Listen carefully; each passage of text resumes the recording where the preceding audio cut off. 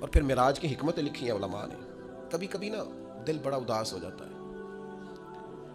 اور اگر انسان کسی منصب پر فائز ہو نا تو سب نے تو اسے آ کے دکھڑے سنانے ہوتے ہیں، تو وہ کس کو سنائے؟ کچھ لوگوں کے ذمہ ہوتا ہے دست شفقت رکھنا، انہیں سب پہ رکھنا ہے، تو وہ اپنا حال کس سے بیان کریں، کس سے کہیں؟ نبی پاک علیہ الصلوۃ والسلام طائف گئے تو طائف والوں نے 10 دن حضور نے قیام کیا تو انہوں نے پتھر مارے، اور حضور واپس تشریف لائے، اور ایام وہ تھے کہ جناب ختیجہ بھی وصال کر گئی رضی اللہ تعالیٰ، حضور کے محبت کرنے والے چچا ابو طالب بھی انتقال کر گئے. دن غم کے، اور امت ہدایت پذیر نہیں ہو رہی، اس طرف نہیں آ رہی، یہ نبی پاک کے قلب اطہر پر بوجھ، اور حضور علیہ الصلوۃ والسلام ظاہری طور پر غم زدہ. تو حضور تو سب کا شفقت رکھنے والے ہیں، تو محبوب کس سے بات کریں؟ تو رب کریم نے حضرت جبریل کو بھیجا، فرمایا محبوب کو لے آئے نا.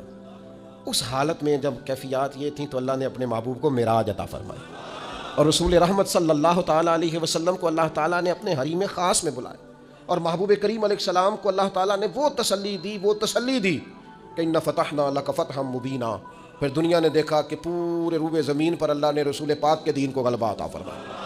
ایک حکمت تو یہ. دوسری حکمت یہ تھی کہ اللہ تعالیٰ نے نا نبی پاک کے غلاموں کو مقام دینے ہیں، جنت ملے گی، عروج ملے گا، درجات ملیں گے.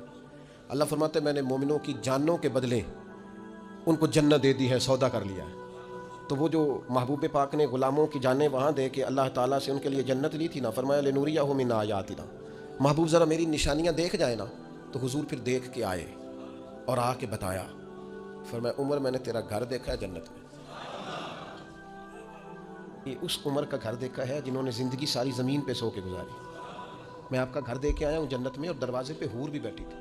حضور فرماتے میرا دل کرتا تھا میرے عمر کا مکان ہے اور بڑا شاندار ہے، میں اندر سے دیکھوں. پھر میرے دل میں خیال آیا کہ عمر غیور آدمی ہے، کہے گا محبوب کا اپنا ہی بنایا ہوا قانون ہے جس کے گھر جاؤ اس کی اجازت سے جاؤ.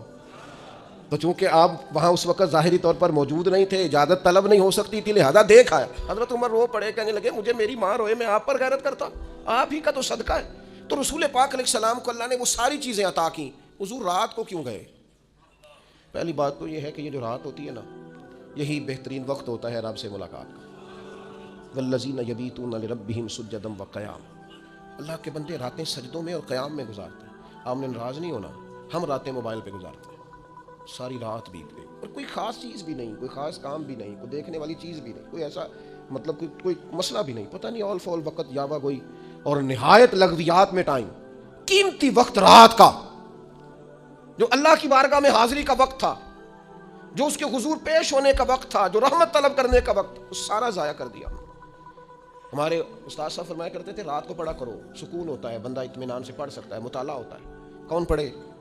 اب تو دینی طلباء کے پاس بھی اللہ ماشاء اللہ وہ ذوق نہیں ہے کہ وہ کتاب کی طرف رجوع کرے، مزاج نہیں رہا. میرے بھائی رات کا وقت اللہ سے ملاقات کا، لیلا من المسجد الحرام الی المسجد الاقصی، رات کے وقت حضور تشریف لے گئے. بڑی خوبصورت بات لکھی حضرت شیخ ابو نور رحمۃ اللہ علیہ نے. وہ فرمانے لگے حضور کا ہر صحابی چاہتا تھا میں اپنے رب کو ملوں.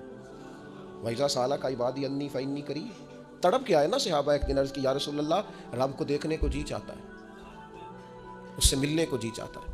تو اللہ کریم نے فرمایا وَإِذَا سَأَلَكَ عِبَادِي عَنِّي فَإِنِّي قَرِيبٌ. محبوب جب آپ کے پاس آ کے میرے بندے میرے بارے میں پوچھیں تو آپ ان سے فرما دیں میں ان کے قریب ہی ہوں، جب دعا مانگیں گے میں قبول کروں.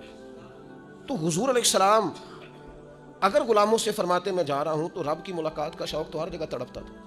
شاید باقی بھی عرض گزار ہوتے حضور ہم نے بھی جانا ہے، اور جہاں جبریل امین نہیں جا سکے وہاں کوئی کیسے جاتا؟ وہ کئی دفعہ انسان نے کہیں جانا ہوتا ہے نا بلا مثال و بلا تشبیہ، صرف ذہن میں بات اتارنے کے لیے مثال دیتا ہوں. جانا ہوتا ہے نا تو بچے بھی ضد کرتے ہیں میں نے بھی جانا ہے. اب بچوں کے جانے کی جگہ نہیں ہے، وہاں لے جایا نہیں جا سکتا، تو والد کیا کرتا ہے؟ ان کے سونے کا انتظار کرتا ہے. تو رات کو سو جائیں تو سوئے سوئے نکل جاتے ہیں. ہاں اتنا کام ضرور کرتا ہے کہ جب واپس آتا ہے تو ذرا تحفے لے کے آتا ہے، ذرا تحائف کے ساتھ آتا ہے تاکہ بچے راضی ہو جائیں. محبوب کریم جا رہے تھے، کریم اگر فرماتے میں جا رہا ہوں تو سب تڑپتے، سب ذرا سا تو دل ہے مگر شوق اتنا، میں بھی وہی لن ترانی سنا چاہتا ہوں. سب خواہش کرتے لیکن سب سو رہے تھے.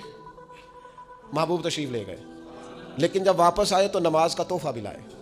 السلام علینا وعلی عباد اللہ الصالحین، اللہ کے بندوں پر سلام کو بھی لائے. اور ساتھ فرمایا میرے رب نے وعدہ بھی فرمایا ہے کہ مجھے اللہ تعالیٰ شفاعت کا حق بھی عطا فرمائے. یہ سارے تحفے لے کر رسول پاک صلی اللہ علیہ وسلم واپس آئے.